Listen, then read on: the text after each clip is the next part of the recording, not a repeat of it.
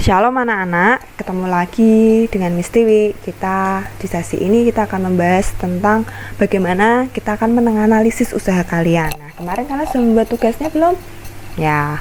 Nah, sekarang ini Miss Tiwi akan menjelaskan lebih detail lagi bagaimana kita menganalisis peluang usaha. Yang dianalisis otomatis usaha kalian masing-masing ya. Nah, yang pertama, dalam menganalisis peluang usaha itu ada 4 hal. Nah, yang pertama itu kita harus bisa menganalisis peluang dan resiko usaha. Kemudian yang kedua adalah faktor-faktor keberhasilan dan kegagalan usaha.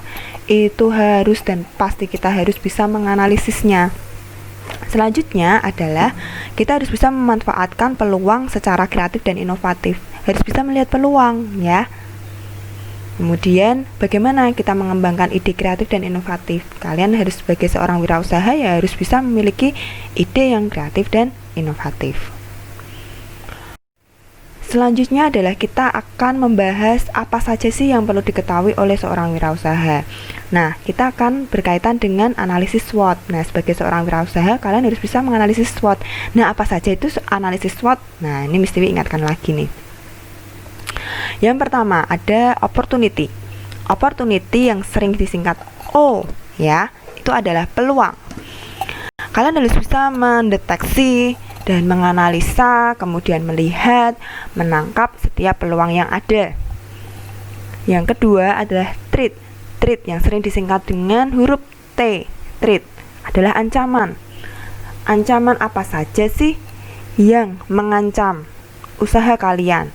Otomatis dari pesaing dengan produk yang sama. Kemudian yang selanjutnya adalah strength. Strength itu adalah kekuatan, sering disingkat dengan huruf S. Kekuatan ini, apa saja kekuatan yang mendukung dalam kalian menjalankan usaha. Seperti kalian mendapatkan lokasi yang cukup strategis, ya.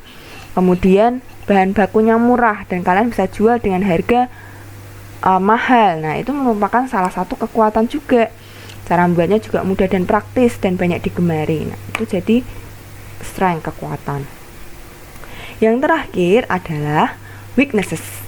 Weaknesses ini adalah kelemahan, sering disingkat dengan huruf W. Jadi SWOT.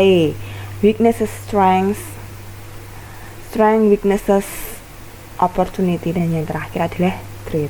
Nah, weaknesses, kelemahan. Apa yang menjadi kelemahan dari usaha kalian? Apa yang menjadi kelemahan? Oh, produkku ini cepat basi, jadi aku harus cepat-cepat menjualnya dalam waktu 2-3 jam atau dalam waktu setengah hari, 6 jam atau 12 jam. Produkku tidak bisa tahan lama, Miss, jadi aku harus segera menjualnya. Aku harus membuatnya secara fresh sebelum aku berikan ke konsumen.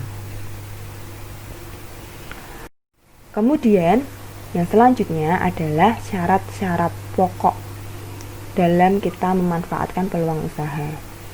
Yang pertama, kalian harus punya rasa optimis yang cukup besar. Harus optimis, pasti aku bisa nih.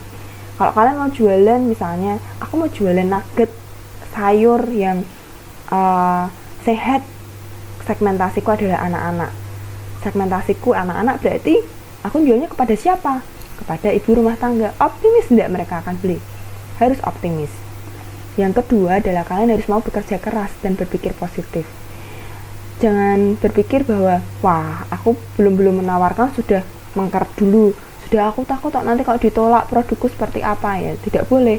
Kalian harus bisa membuat, otomatis harus bisa juga menjualnya. Kalau kalian hanya bisa membuat saja, memproduksi dan tidak bisa menjualnya, ya percuma. Ya, seperti perusahaan itu pasti ada yang namanya marketing. Yang kalau kalian tahu, marketing itu divisi yang karyawannya dibayar cukup mahal, cukup tinggi. Karena apa? Mereka adalah ujung tombak dari suatu perusahaan. Jadi mereka harus bisa memasarkan dari produk-produk perusahaan mereka. Dan yang ketiga adalah kalian jangan segan-segan untuk bertanya dengan orang lain, apalagi mendengarkan. Nah, kalau bisa kalian belajar dari usaha-usaha yang sudah sukses. Kalau kalian berjualannya nugget, ya kalian cari partner usaha, orang yang dapat membantu kalian untuk memajukan usaha kalian, memperbaiki. Misalnya produk kalian ada yang kurang, ya kalian belajar dari produk orang lain. Ya paling tidak kalian bisa ATM, amati, tiru, dan modifikasi. Nah, selanjutnya adalah selain itu, kalian harus berani mengakui kesalahan. Waduh, aku salah nih, telurku terlalu banyak ternyata, jadi nuggetku jadi lembek, seperti itu. Atau aku ngasih raginya kurang, aku pakai tepung terigu yang tidak cocok sehingga rotiku jadi keras saat ini. Nah, itu gunanya supaya apa? Supaya kalian dapat memproduksi produk yang lebih baik dan lebih baik lagi. Kemudian yang kelima adalah kalian harus yakin hari ini harus lebih baik dari hari kemarin. Kalian terus nih roti manisku sudah banyak yang menggemari, ya sudahlah pokoknya produkku seperti ini saja. Tidak boleh. Kalian harus terus mengeksplorasi diri kalian. Kalian harus bisa menghasilkan produk yang lebih baik, harus menghasilkan produk yang inovasi, ada inovasinya dan terus berinovasi. Ya, tidak boleh berhenti untuk berpikir berinovasi dan berpikir kreatif. Selanjutnya adalah ada 4 unsur nih yang harus kalian miliki sebagai kalian seorang wirausaha agar kalian dapat mencapai sukses dalam usahanya. Ya, ini menurut Paul Carplap. Apa saja? Yang pertama adalah work hard. Kalian harus mau kerja keras, ya, work hard, kerja keras. Pesanannya banyak nih, aku harus aku harus terus bekerja supaya aku dapat mencukupi pesanan yang ada. Harus dengan apa? Harus dengan gairah. Kalau nggak punya gairah, nggak ada semangatnya. Mau menerima pesanan banyak, males, capek pasti nanti ya toh. Nah, nggak boleh seperti itu. Kalian harus punya gairah, punya kerja keras, kemudian harus memberikan pelayanan yang baik. Dan yang terakhir adalah kalian harus bekerja cerdas. Bekerja cerdas itu seperti apa sih, Miss? Bekerja cerdas itu misalnya kalian harus memikirkan efisiensi tenaga, kemudian cara kerjanya, alur proses kerjanya yang sudah kalian pelajari beberapa waktu yang lalu. Kan beberapa mata pelajaran di APHP kalian disuruh membuat dan mempelajari tentang alur proses produksi. Itu sangat penting supaya kerja kalian juga bisa efektif. Kerja cerdas, wah aku kalau terima pesanan banyak, untungku pasti banyak. Berarti aku kalau beli bahan bakunya otomatis juga harus dalam jumlah yang banyak supaya aku dapat harga yang murah. Nah, itu yang namanya kita harus kerja cerdas, harus efisien juga itu. Selanjutnya adalah kita akan menganalisis peluang usaha. Ada 5 anak-anak. Yang pertama adalah kalian harus bisa menganalisis kebutuhan pasar atau konsumen. Yang kedua adalah kebutuhan materi dan produk. Yang ketiga adalah bagaimana keberlanjutan usaha kalian ke depannya. Yang keempat adalah kalian harus bisa menganalisis persaingan usaha ya. Persaingan usaha itu saat ini kalau kalian buat produk A ya, pasti akan cepat sekali untuk tiru orang lain. Nah, kalian juga harus bersiap untuk itu. Supaya apa? Ini produk A, produk kalian ditiru, kalian sudah punya karakteristik ciri khas dari produk kalian yang orang lain itu tidak akan temukan di produk yang sama di tempat yang lain dengan buatan yang lain. Itu rasanya beda ya, begitu. Kemudian yang terakhir adalah kalian harus bisa menganalisis pendapatan dan pengembangannya. Pengembangan usaha itu pasti berkaitan dengan yang namanya pendapatan. Nanti akan dijelaskan lebih lanjut lagi. Kita akan membahas dulu analisa kebutuhan pasar atau konsumen. Sebelum memulai konsep usaha, kalian harus tahu apakah konsep usaha tersebut telah memenuhi syarat kebutuhan pasar, ya. Contohnya, kalian mau jualan minuman, es teh misalnya. Nah, aku jualan es teh di mana? Gitu ya. Nah, misal nih kalian mau jualan es teh di CFD. Tahu ya CFD, Car Free Day itu yang setiap pagi, yang hari Minggu atau hari Sabtu itu biasanya kalau di Semarang itu di Jalan Pahlawan ya. Nah, kita mau jualan minuman es teh di Car Free Day. Nah, lokasinya otomatis di mana? Ya di tempatnya Car Free Day. Nggak mungkin kita jualan es teh tempatnya di tempat lain, di tempat sepi ya, apalagi di kuburan yang nggak mungkin lagi ya. Pasti kita akan cari tempat keramaian. Nah, di tempat keramaian pun kita juga harus melihat apakah orang-orang di tempat keramaian itu butuh minuman kita, ya. Kita lihat kalau orang-orang di Car Free Day itu kan dia jalan-jalan kaki kan, pakai jalan kaki pasti capek dan mereka akan haus, kemudian mereka akan cari minuman, otomatis mereka akan cari minumannya segar-segar, dan mereka kalau orang Indonesia itu kebiasaannya minum es teh. Siapa yang di sini suka minum es teh? Ya, angkat tangannya. Oke.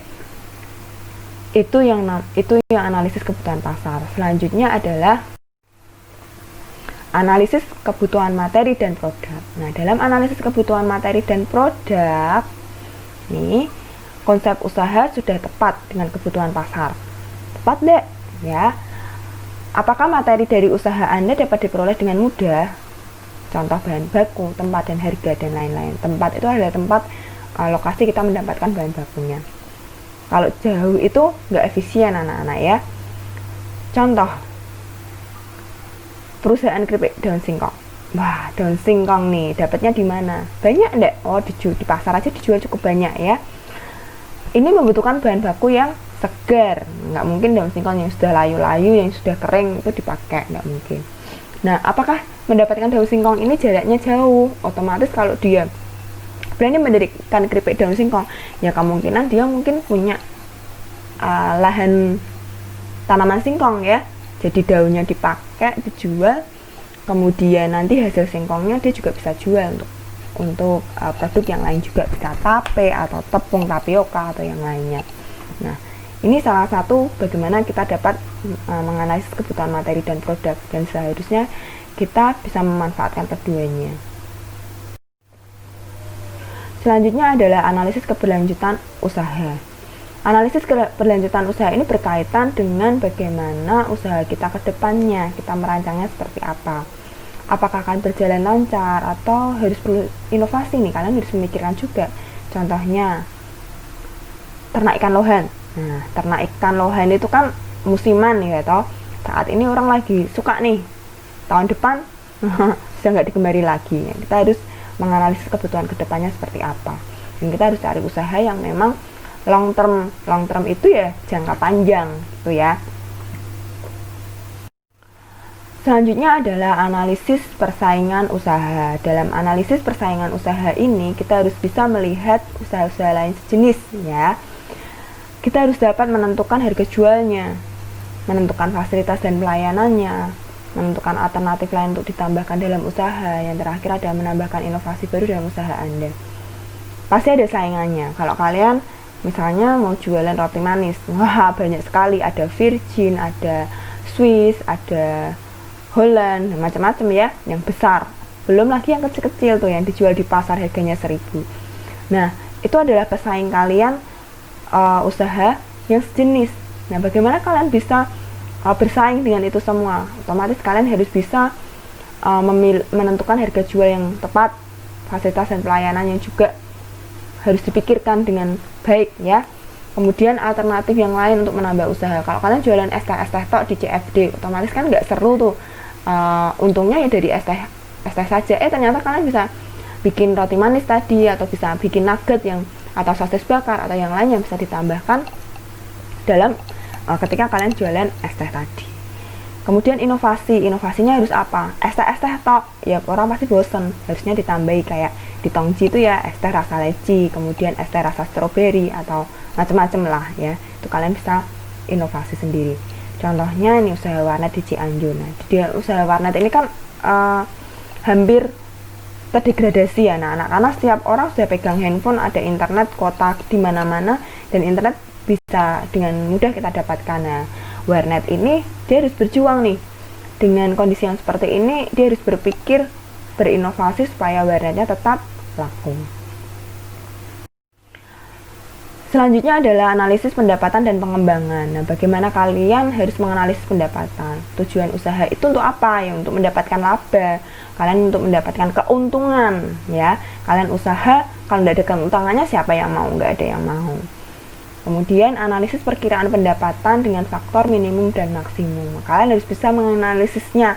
Aku harus jual berapa banyak produk untuk hari ini, aku bisa menutup target minimal kalau pas jualan es tehnya sepi gitu ya, CFD-nya sepi. Karena apa? Biasanya karena faktor cuaca ya, hujan. Waduh, ini yang jalan-jalan sedikit tok, ini paling tidak aku harus jual berapa? 15 15 cup misalnya, supaya aku sudah balik modal gitu. Kemudian kalian harus bisa menganalisis break even point. Nah, break even point ini nanti mesti akan jelaskan dalam analisis usaha. Kalian akan diminta untuk menganalisis usaha kalian secara hitung-hitungan, secara dana, secara keuangan, nutup enggak gitu ya. Dengan harga jual segitu kalian masih dapat untung atau tidak. Keuntungan biasanya itu 30%, dan di break even point yang keberapa kalian bisa mendapatkan untung paling tidak minimal 30%. Selanjutnya adalah yang terakhir nih. Setelah kalian menganalisis pendapatan, analisis pengembangan usaha ke depannya itu seperti apa, itu sangat penting anak-anak ya. Apa kalian mau jualan es teh terus? Kan tidak mungkin. Wah, aku mau jualan es teh franchise di mana-mana gitu ya, aku punya karyawan yang cukup banyak. Kalian harus memikirkan itu juga. Seperti roti manisku supaya bisa digemari, harganya murah, aku harus bagaimana, punya inovasi, dan itu semua harus dipikirkan. Dan seorang wirausaha itu memang tidak boleh berhenti untuk berpikir, untuk produknya, untuk semuanya. Nah, demikian anak-anak sesi kita kali ini. Semoga materi ini dapat membantu kalian untuk lebih jelas lagi ya, untuk mengerjakan tugas kalian. Sampai jumpa lagi di minggu depan. Terima kasih, Tuhan Yesus memberkati.